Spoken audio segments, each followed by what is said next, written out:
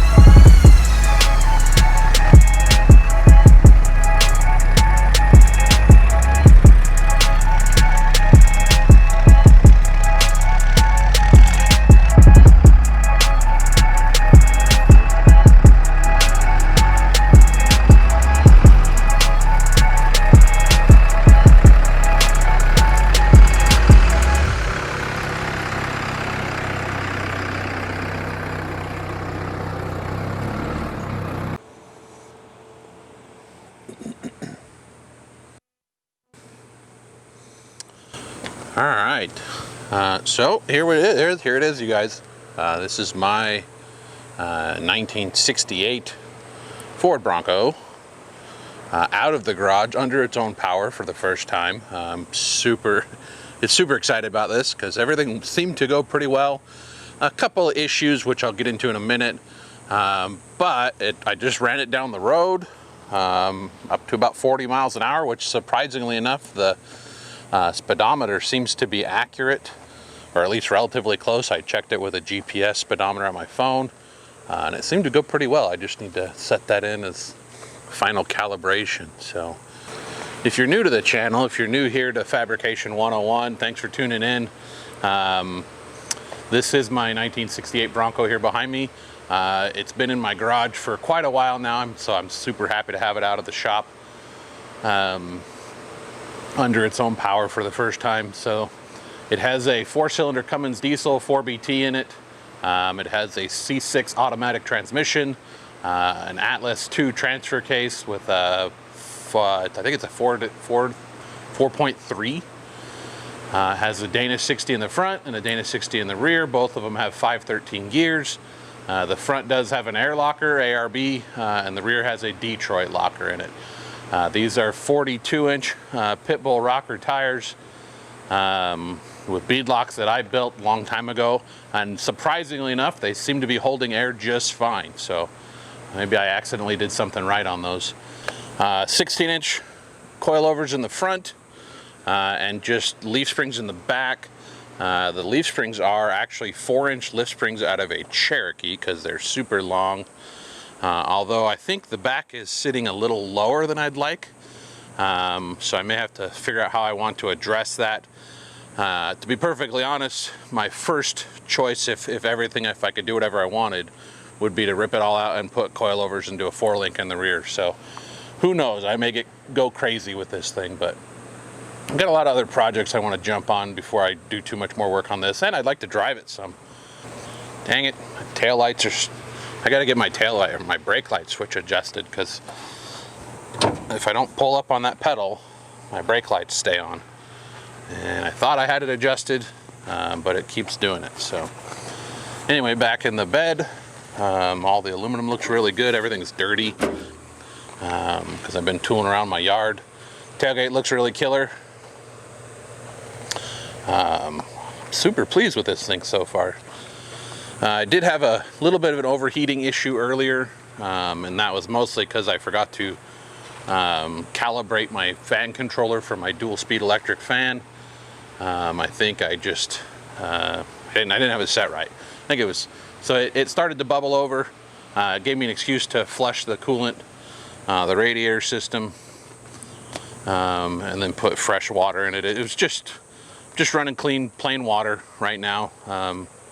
We are in Arizona. I really don't think there's any chance of freezing, especially since it's supposed to be well over 100 degrees today. So anyway, running down the road, it actually drove pretty straight and true.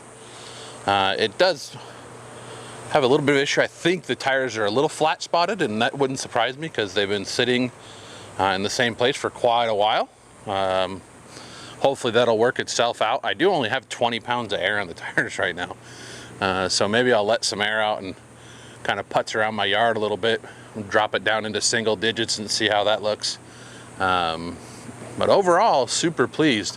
Let's open the hood. So there's my 4BT. It is out of a 1998 Freightliner box truck or bread truck or FedEx truck or whatever you want to call it. I don't know the mileage on it. I have to go look at the bread truck and see if that's even accurate. I'm pretty sure I'm in need of some valve cover gaskets because it appears that one is leaking. Also, I noticed this morning that at the base of my fuel injectors, the cups are leaking, or when I cracked the fuel lines to get any air out, the fuel, there's bubbles coming up around it. So it is intercooled. It does have hydraulic assist steering and hydro boost brakes, all which seem to be working extremely well right now. Steering is pretty awesome. I do need to do something about this.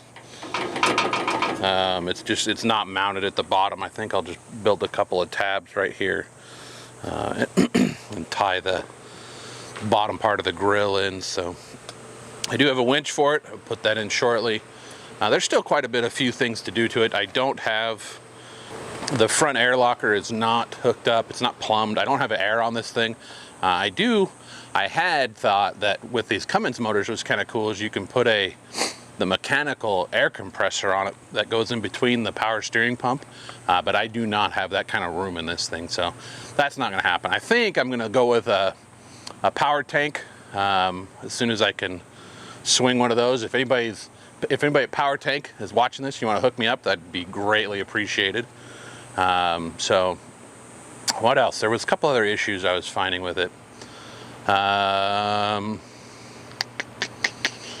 It does vibrate. I don't know if there's something in the engine that's not quite right. I want to get a heat gun so I can check the temperature on the exhaust manifold and see how each cylinder's running. Maybe one's running a little off a little bit or something. I got a bug crawling on my arm. Fuel tank I actually just drove it to the gas station because it was running low on fuel. Fuel tank filled right up. Gauge works. All the gauges seem to be really good. Everything's working really well. Transfer case is popping in and out of, or not popping, but going in and out of gear like it's supposed to.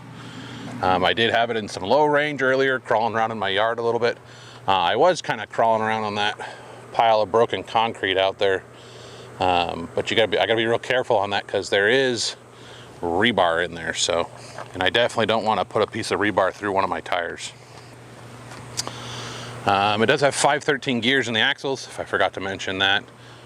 So I'm kind of having an issue. To be perfectly honest, I've always kind of dreamed of going on Peterson's four-wheeler Ultimate Adventure with this thing. But one of the requirements is that you have to be able to go 65 miles an hour. I had this thing up to 40, and it felt fine, but it felt like I was pushing the engine a little bit. I think it was running about 2,000 RPM. So I don't know if I'm gonna need to look at different axle gears, which I really don't want to do. I think what I'd rather do is put a different transmission in it. I think I'd rather go to an AOD in this thing because it's all mechanical and has an overdrive. Should do a little bit better running down the road. So I don't know, nothing's gonna happen anytime soon. It's just all thinking right now, planning, all that kind of stuff. The glove box rattles like crazy. So I do need to put something in there to kind of deal with that. So I was driving down the road and I heard something fall off and I don't know what it was. So I need to pull it in the garage, let it cool off a little bit, climb around underneath, make sure I'm not missing any major hardware, major bolts.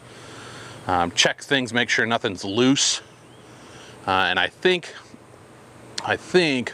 that my drive shaft is at higher RPMs, might be coming into contact with my aluminum floor because where my CV yoke was is really tight clearance. So maybe the floor is moving. I don't know. I got to get in there and look at some things. So hope you guys are excited about this thing as I am. I'm super stoked on it. I'm super happy. Everything seems to be working.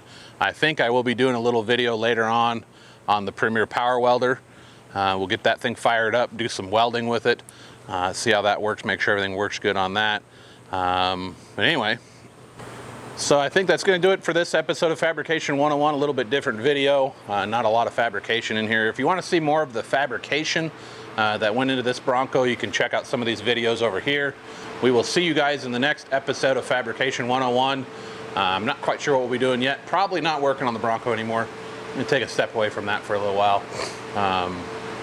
Anyway, we will see you guys in the next episode. In the meantime, do me a favor, do yourself a favor, and get out there and build something.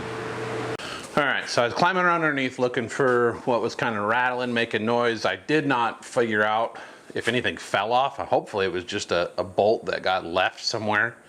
But I did think the drive shaft or something was making noise or something in the drivetrain.